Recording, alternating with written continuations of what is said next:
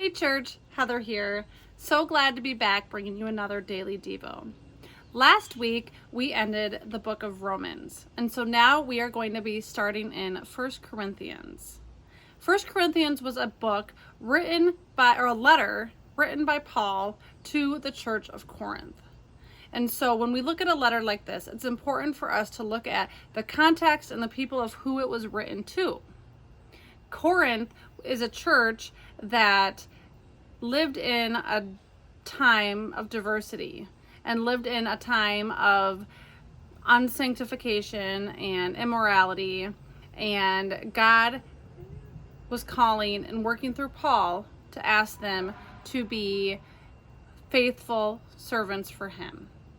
Not only has the church of Corinth been called to holiness and community, Paul has told them that they are equipped with the spiritual gifts to be faithful to the end. So I want us to take a look at verse 5. Through him, God has enriched your church in every way, with all your eloquent words and all your knowledge. This confirms that what I told you about Christ is true. Now you have every spiritual gift you need as you eagerly wait for the return of the Lord Jesus Christ. And so today's passage is full of hope. One that emphasizes God's call and provision. And how we can relate to this today is that just like the church in Corinth, we as Christians live in a time of diversity. And so we are equipped ourselves with spiritual gifts.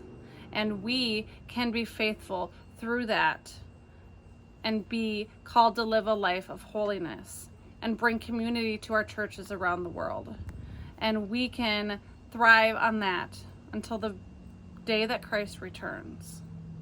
So that is my prayer for you, is to love your neighbor, live a life of community, thrive on your spiritual gifts, and grow with God.